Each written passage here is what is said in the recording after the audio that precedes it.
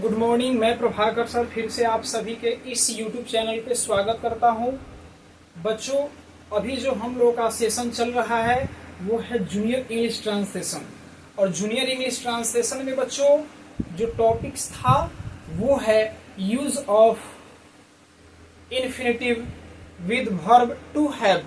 यानी बच्चों जो verb have, has, had, shall have, will have के साथ इन्फिनेटिव का प्रयोग करना बच्चों। तो हम लोगों ने बच्चों इसमें प्रेजेंट टेंस में हैव, हैज के साथ इन्फिनेटिव समाप्त हो चुका है, उसका एक्सरसाइज भी बच्चों बन चुका है। पास्ट टेंस में बच्चों हैड का प्रयोग, उसके साथ इन्फिनेटिव का प्रयोग, उसके एक्सरसाइज को भी बना चुके हैं। और बच्चों 3 में था future tense, shall have, will have, जिसका बच्चों हमने कल ही नियम बताया था। और आज बच्चों उसके एक्सरसाइज पे हम लोग को काम करना है। तो बच्चों आइए हम सभी लोग अपने क्लास को शुरू करते हैं। बच्चों use of shell have, will have के साथ इन्फिनेटिव कैसे लगाते हैं बच्चों, याद रखना है नहीं। तो बच्चों मैंने बताया था कि किसी भी कर्ता के बाद, यानी जब भी बच्चों आप हिंदी शब्द हिंदी वाक्य लेते हो तो उसमें बच्चों जो शुरू में रहता है वो कर्ता होता है। तो कर्ता के बाद बच्चों जो भी हो वो वर्ब यानी क्रिया, कर्ता के बाद बच्चों क्या हो, क्रिया। और क्रिया में बच्चों क्या होगा, होगा, पढ़ेगा, पढ़ेगी, होंगे इत्यादि, ये सभी बच्चों लगा रहेगा, ठीक है ना।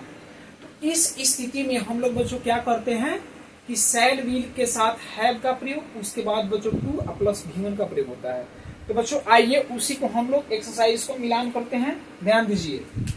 I shall have to go, you will have to reply, we shall have to work, he will have to go on foot, you will have to speak the truth, they will have to do something, you will have to stay, he will have to resign, I shall not have to weep, you will not have to resign, he will not have to work, we shall not have to wash the clothes.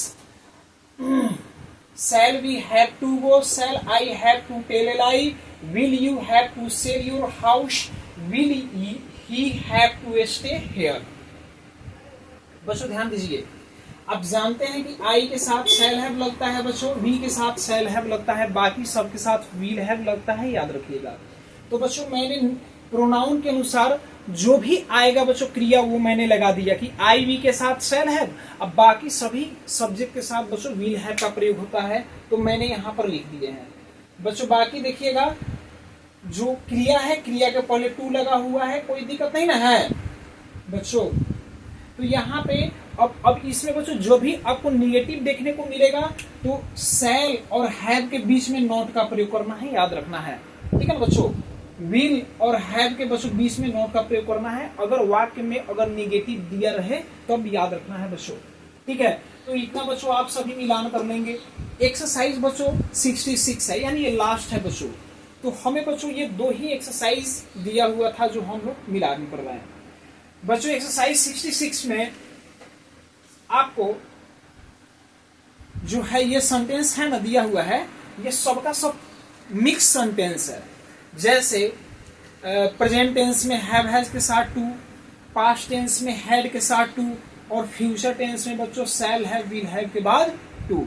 तीनों fade कर दिया हुआ है बच्चों। तीनों में आप देखिएगा तो सबसे पहले बच्चों की आप हिंदी के वाक्यों को पहचानिए कि ये किस साल का वाक्य है, उसके अंतर्गत बच्चों नियम के साथ ट्रांसलेशन बनाइए। आइए बच्चों हम लोग मिलान करते हैं। I have to go, I had to go, I shall have to go. देखिए बच्चों मुझे जाना देखिए मुझे जाना है, मुझे जाना था, मुझे जाना पड़ेगा। बच्चों हमने जो क्रिया के बाद पहचानने का बच्चों जो तरीका बतलाए थे कि है हो हूं लगा हो तो प्रेजेंट टेंस होगा, तो शैल हैव, हैज के बाद टू बच्चों, उसके बाद ना था, पढ़ा, पढ़ी, पढ़ा था, पढ़ी थी बच्चों होगा तो हैड के बाद टू लगाना है। तो ये सब बच्चों आप नियम पढ़िएगा, नियम नहीं पढ़िएगा आपसे नहीं बनेगा। We have not to work, we had not to work, we shall not have to work, have you to read, had you to read, will you have to read. बच्चों जब भी इंट्रोगेटिव बच्चों क्वेश्चन आएगा तो आप सभी अंत में प्रश्नवाचक चिन्ह का प्रयोग इस तरह बच्चों करेंगे, याद रखना है। ठीक है।